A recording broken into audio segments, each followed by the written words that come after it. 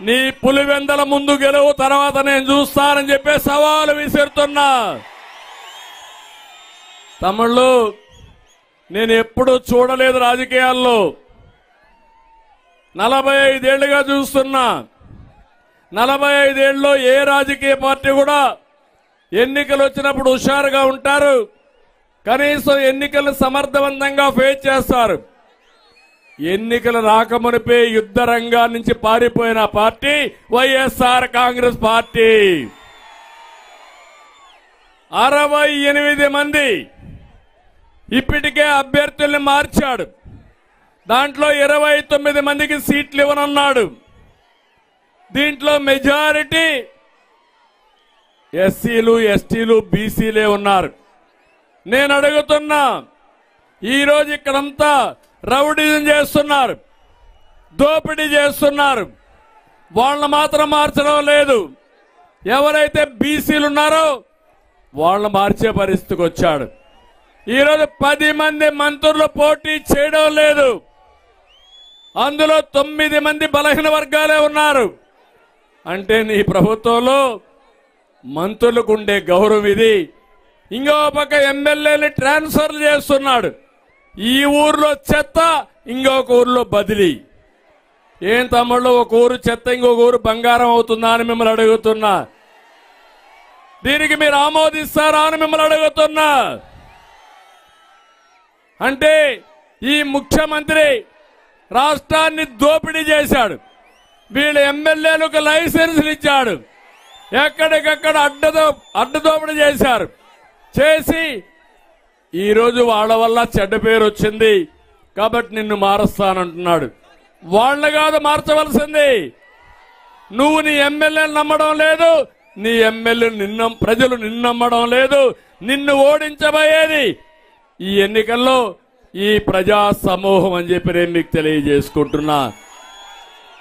అందుకే ఒక విషయం మీరు చూస్తే, వైఎస్ఆర్ కాంగ్రెస్ పార్టీకి ఓటే అడుగుతున్నా. నేను ఈ కర్నూలు నియోజకవర్గంలో ఒక్క పని మీరు చేశారా అని అడుగుతున్నా. ఒక్క అభివృద్ధి కార్యక్రమం మీరు చేశారా అని మళ్ళా నిలదీస్తున్నా.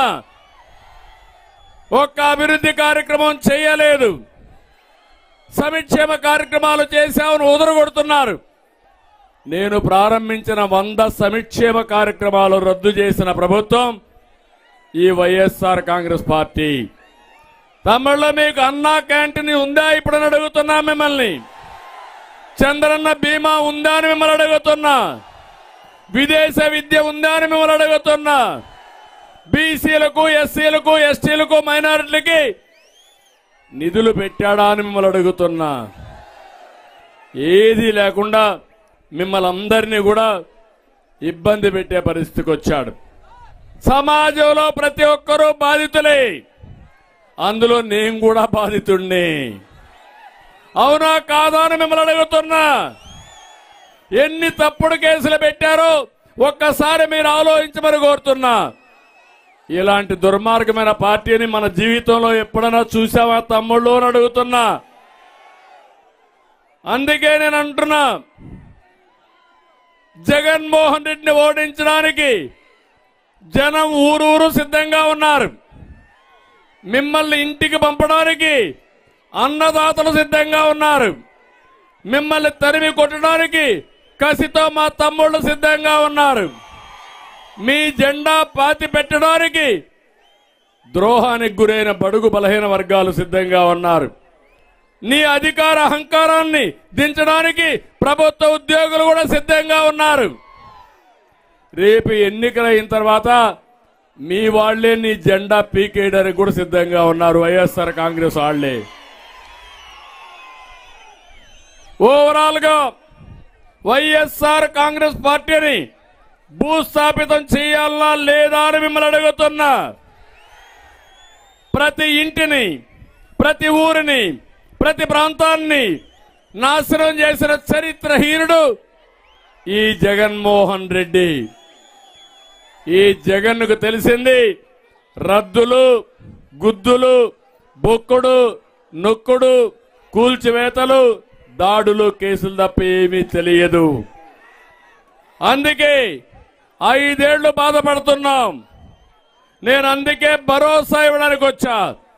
మళ్ళీ మీ భవిష్యత్తు బంగారు భవిష్యత్తు చేసే బాధ్యత తెలుగుదేశం జనసేన తీసుకుంటామని చెప్పి నేను మీ అందరికీ విజ్ఞప్తి చేస్తున్నా. ఈ జిల్లా ఉంది 365 కోట్లతో జైన్ ఇరిగేషన్ ప్రాజెక్ట్ ని మొదలుపెట్టాను. దాన్ని కూడా నిలిపేశాడు. నేను అడుగుతున్నా, అది ఆ ప్రాజెక్ట్ వచ్చుంటే మైక్రో ఇరిగేషన్ లో మంచి ప్రాజెక్ట్ అయ్యేది. నేనున్నప్పుడు రాయలసీమకి ఈ కరువు ప్రాంతాలకి 90% సబ్సిడీతో డ్రిప్ ఇరిగేషన్ ఇచ్చారు. ఈరోజు ఉందా తమ్ముళ్ళు అని మిమ్మల్ని అడుగుతున్నా. మళ్ళీ హామీ ఇస్తున్నా. ఇప్పుడే శ్యాంబాబు అడిగినట్టు మళ్ళీ 90%తో డ్రిప్ ఇరిగేషన్ ఇచ్చే, సబ్సిడీతో డ్రిప్ ఇరిగేషన్ ఇచ్చే బాధ్యత నాదని మా రాయలసీమ ప్రజలందరికీ తెలియజేస్తున్నా. నందికొట్కూరులో మెగా సీడ్ పార్క్ తీసుకొచ్చాం 650 కోట్లతో. అది కూడా పోయే పరిస్థితి వచ్చింది.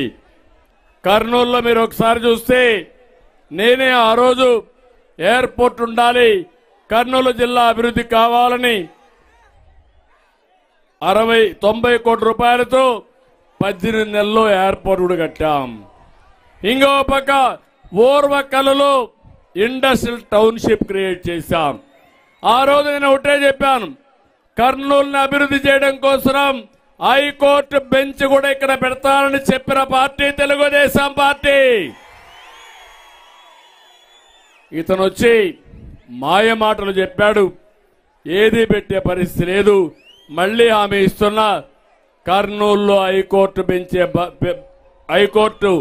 బెంచ్ పెట్టే బాధ్యత తెలుగుదేశం పార్టీ తీసుకుంటామని చెప్పి కూడా నేను మీకు తెలియజేస్తున్నా.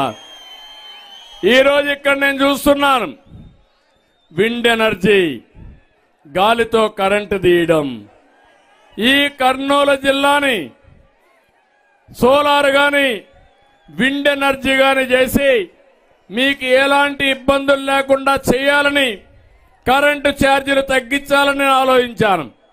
నేను ఈరోజు అడుగుతున్నా మిమ్మల్ని, ఈ ముఖ్యమంత్రి చెప్పింది కరెంటు ఛార్జీలు తగ్గిస్తానని చెప్పాడు. తగ్గించాడా తమ్ముళ్ళు అని మిమ్మల్ని అడుగుతున్నా. 9 సార్లు పెంచాడు, అవునా కాదా అని మిమ్మల్ని అడుగుతున్నా. ఒకప్పుడు 200 రూపాయలు కరెంటు ఛార్జీ, ఇప్పుడు ఎంత ఉందా అని మిమ్మల్ని అడుగుతున్నా. 1000 రూపాయలు అవునా కాదా అని మిమ్మల్ని అడుగుతున్నా. అంటే ఇష్టానుసారంగా కరెంటు ఛార్జీలు పెంచి అవినీతికి పాల్పడి మిమ్మల్ని అందరినీ దగా చేసే పరిస్థితికి వచ్చాడు. మళ్ళీ హామీ ఇస్తున్నా, కరెంటు ఛార్జీలు పెంచకుండా నాణ్యమైన కరెంటును మీకు ఇచ్చే బాధ్యత తెలుగుదేశం పార్టీ తీసుకుంటామని మీ అందరికీ హామీ ఇస్తున్నా. ఇంకో పక్క ఈ కర్నూలు జిల్లాలో సోలార్ విండ్ కరెంటు తయారు చేస్తాం, పంప్డ్ ఎనర్జీ కూడా పెడతాం. సబ్ స్టేషన్ వారిగా కరెంటు తయారు చేసుకుని అక్కడనే సమర్థవంతంగా ఎంత కరెంటు వినియోగానికి కావాలనో ఇచ్చే బాధ్యత తెలుగుదేశం పార్టీ తీసుకుంటామని కూడా మీకు హామీ ఇస్తున్నా. రైతులందరికీ ఒకటి హామీ ఇస్తున్నాను, మీకందరికీ సోలార్ ఎనర్జీ ఇచ్చి మీరే కరెంటు ఉత్పత్తి చేసుకుని మీకు అవసరమైన కరెంటు వాడుకుని, అవసరమైతే మీ ఇండ్లకు కూడా వాడుకుని మిగులు కరెంటు గవర్నమెంట్కి ఇచ్చేట్టుగా ఏర్పాటు చేసే బాధ్యత నాది. దానివల్ల మీకు డబ్బులు కూడా వస్తాయి. ఇది అసాధ్యమేం కాదు, ఇది సాధ్యం. అందుకని నేను ఎక్కడికక్కడ స్థానికంగా కరెంటు ఉత్పత్తి చేసుకుంటే ట్రాన్స్మిషన్ లాసెస్ ఉండవు. తద్వారా కరెంటు ఛార్జీలు కూడా బాగా తగ్గుతాయి. మీరు ఉత్పత్తి చేస్తే మిగుళ్ళ కరెంటు గవర్నమెంట్కి ఇవ్వగలిగితే దానికి డబ్బులు కూడా ఇచ్చే పరిస్థితి వస్తుంది. రాబోయే రోజుల్లో ఒకప్పుడు ఐటీని డెవలప్ చేశాం, ఇన్ఫ్రాస్ట్రక్చర్ డెవలప్ చేశాం. ఇప్పుడు ఎనర్జీ పైన శ్రద్ధ పెడతా ప్రతి ఒక్క రైతును రాజు చేసే బాధ్యత కరెంటు ఉత్పత్తి చేసి మీరు వాడుకునే విధంగా చేసి మిగులు కరెంటు గవర్నమెంట్ కొనే విధంగా చేస్తామని కూడా మీకు హామీ ఇస్తున్నా. ఏం తమ్ముళ్ళు మీరందరూ చూశారు. ఆ రోజు ఈ ముఖ్యమంత్రి మద్యపాన నిషేధం చేస్తా అన్నాడా లేదా? చేశాడా మద్యపాన నిషేధం? కానీ మా తమ్ముళ్ళు కొంతమందికి బలహీనత తెచ్చాడు. మా తమ్ముడు తెచ్చాడు పాపం. ఇంకా కొంతమంది మందుబాబులు ఉంటారు, తెచ్చుంటారు ఇక్కడే.